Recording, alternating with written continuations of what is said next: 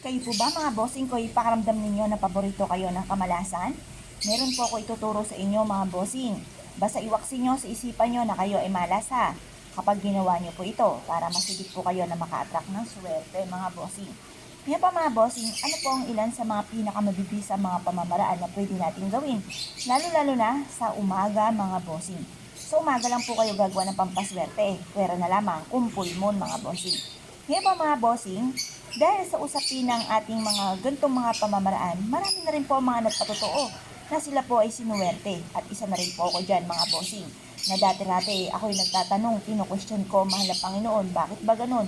Ako ay masipag naman na tao, pero parang sa walat-wala ang aking kasipagan. Lubog sa pagkakautang at madalas ay makain ay wala pa mga bossing. Kaya, ang ginawa ko po ay dinagdagan ko ang aking mga ginagawa. Bukod sa sipag at syagat pananalig sa mahal na Panginoon ay sinabayan ko ng gantong mga pampaswerte. Proven po ito na napakaswerte basta't may 100% kang paniniwala sa mga gantong mga pamamaraan. Ito po mga bossing ko ay ang ating luya. Ang luya ay maraming benepisyong dulot. Ito po mga bossing ko, bukod sa nagtatanggal ito ng lansa, ng mga niluluto natin na malalansa kagaya ng mga manok mga bossing, at ganoon din po mga ilang lutuin na sa mga isda, ay nakakatulong din po ito ng pantaboy ng mga kamalasan.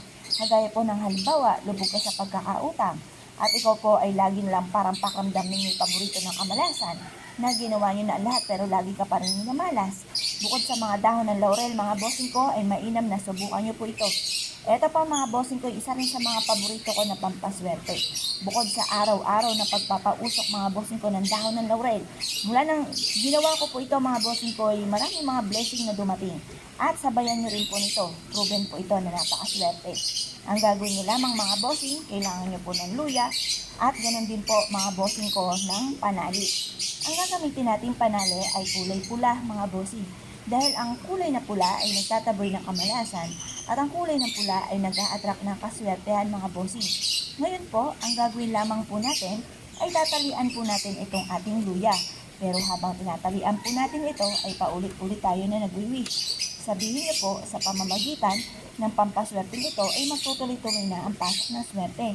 At kailanman na hindi na tayo mamumblema tungkol sa usapin ng pera bukod sa ating sipag at tiyaga at pananalig sa mahal na Panginoon. I-wish na lahat ng gusto po ninyo na walang gamit na sana, direct to the point. At ikaw ay naniniwala na hindi laging ganyan ang takbo ng inyong pamumuhay, na matutupad lahat ang inyong pong mga wini-wish mga bossing, na kayo po ay yayaman at magiging matagumpay. At pagkatapos mga bossing ko, ay mainam na isabit nyo po ito sa inyo pong main door mga bossing or sa may gate po ninyo. Makakatulong po ito upang sa ganon, yung sa kamalasan ay puro kaswertehan naman ang darating po sa buhay ninyo. Ito po mga bossing ko, isa sa mga paborito ko na pampaswerte. Marami na rin akong napatunayan dito sa luya.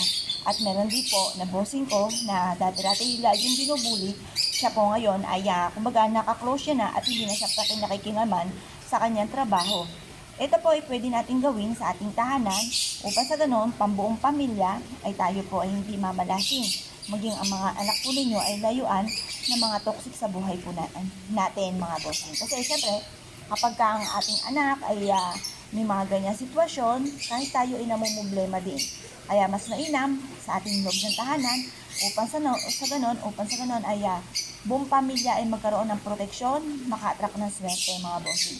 Kaya kung kayo pinaniwala at naisyo po itong gawin mga bossing, asya, subukan nyo na po ito at good luck po sa inyo pong lahat.